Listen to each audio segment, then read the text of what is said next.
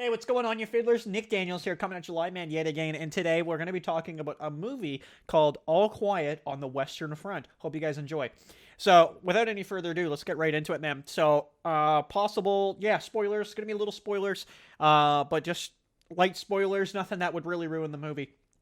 So, here we go. So, movies based in World War One. Going to be a quick review, by the way. So, we're going to fly through this. Based in World War One, on a book that I have not read. So, I haven't read the book. And I'm not a crazy knowledgeable about World War One. I know a bit of it, but I don't know a lot of it. So I think kind of just watching the movie and enjoying it for what it is probably a good thing. Overall, like plot, movie, whatever, definitely like my kind of movie. I like that movie that really makes you feel like, um, the ending and the plot and the story itself. It almost seemed to have no point. And I mean, it does. It does have a point, but it really just shows like the fruitful. I can't even say the word, but it just shows why war is a waste. And how there's really no winner or loser, really. Throughout the movie, you'll get that.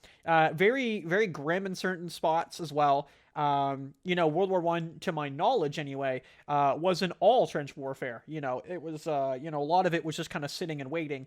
But I get they have to do a movie, so they do kind of time skip like 2 years, and you don't even really know 2 years has passed.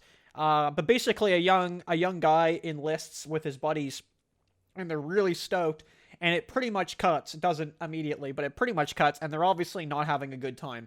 And they obviously thought it was going to be a lot better. And then, like, one by one, people are picked off, and it's how it goes. There's definitely one scene, though, and it's in the trailer, so it's not a spoiler. There's one scene, though, where there's a bunch of, like, the Germans in a trench, and the French come up, and they just, like, flamethrower them right out of the trench. And it was brutal, like, to see that. Like you try to surrender and they're just torching you or something. Like there was no mercy on either side, right?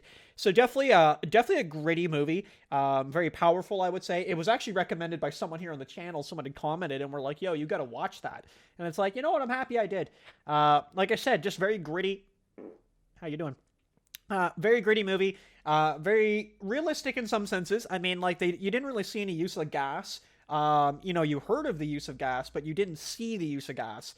Effectively, there's a little bit. It's not a crazy big war movie, right? It is kind of hindered on the end of like ending the war as well. So it's not all just like gun ho right into it. But for what it is, like I thought it was extremely good. It can be graphic at certain points. I mean, and that I think that makes sense.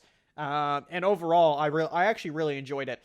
I did read on Reddit when people were like talking reviews that there were a couple people that were like, "Hey, like we're big World War One enthusiasts, and not everything is a completely accurate, or it would be like a book reader." And they were like, I don't like the decisions of some of the decisions they made. But again, I think watching it for just the movie, I think I really enjoy. I really did enjoy it, and I'm really happy I got to watch it. Also, watch it in the German too, by the way, way better. I'm not saying that the English dub wouldn't be good, but I'm just saying it's always better in the native language that they film it in.